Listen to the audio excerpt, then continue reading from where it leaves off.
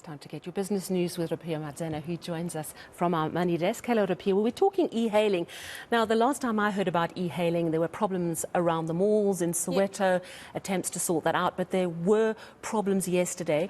Tell us a little bit more about that. Does it link to what we've seen in recent weeks or not? Not exactly, Sally. It's more about their working conditions and also the earnings that they take home, saying it's barely anything and government needs to step in and regulate the industry. So we're talking about here the e-hailing service operators and drivers which planned and carried out a shutdown yesterday. So they're saying that they're being exploited by low commissions and companies don't want to engage with them. Now, drivers also say pick-up and drop-off locations expose them to life-threatening crimes. Now, many e-hailing drivers turned off their phones indeed yesterday, and customers that rely on the service were left stranded or were forced to wait over an hour for a trip.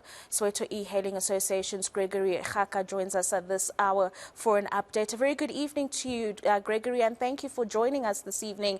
Perhaps if you could just start by giving us an update on the success of yesterday's shutdown. Were your member, or did the drivers or service providers comply with the call to stop providing services yesterday?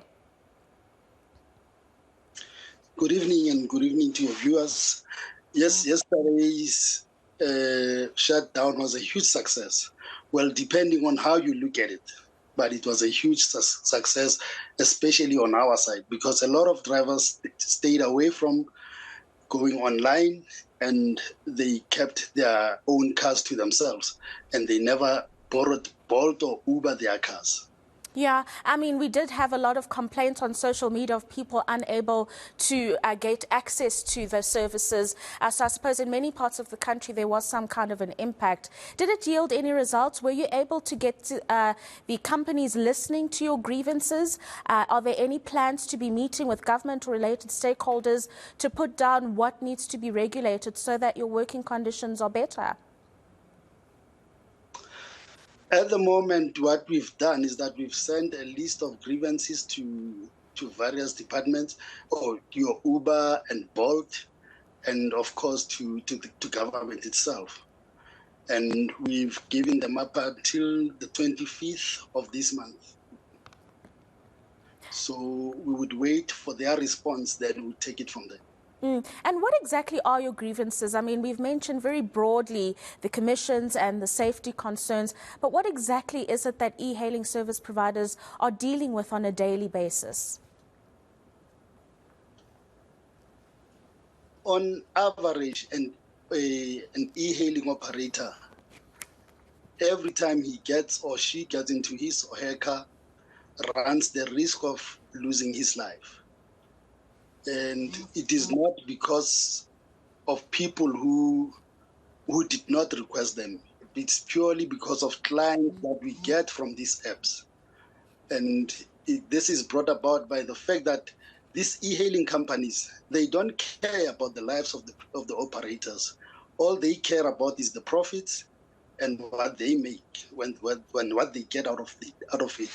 Now, you'd have a driver, especially on the Bolt, you'd have a driver getting requested to a particular place, and when the driver gets there, they get robbed, and in some instances, they get killed. And this happens every day.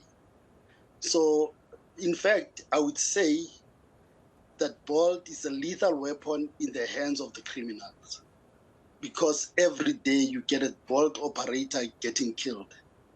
And these companies, they don't care. They don't care about people's lives. They don't care what happens to the people, to those that are left behind, especially those who are dependent on these operators.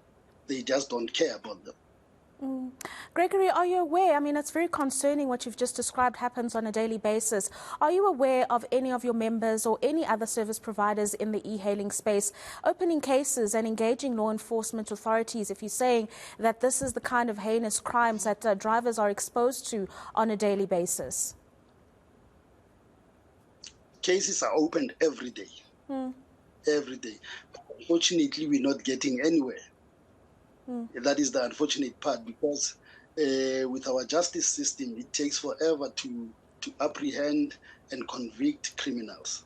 Yeah, that's very And unfortunate. unfortunately, the other unfortunate part is that these e-hailing companies, when they're supposed to be giving the police officers the information that they need, they are unable to do that purely because they are not interested.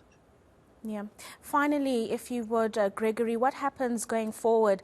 Are you going to continue to call for the e-hailing service providers to keep from offering the services to commuters, or are you going to wait until the 25th to get back some kind of communication from the stakeholders that you've submitted your grievances to? At the moment, the stance is that the shutdown would continue until further notice. However, we have a meeting later this evening where we discuss on all of these things. Because remember that even when we are involved in this protest action in the form of shutdown, people still need to survive. People still need to put bread on the table, and it affects each and every one of us, especially the drivers. Thank you very much for that update. So as we understand it, the shutdown is set to continue after you've had your meeting earlier this evening. And that is, of course, coming from Gregory Kgaka, who's the Soweto E-Hailings Association, one of the leaders there, just engaging us on an update on that shutdown and that it's set to continue.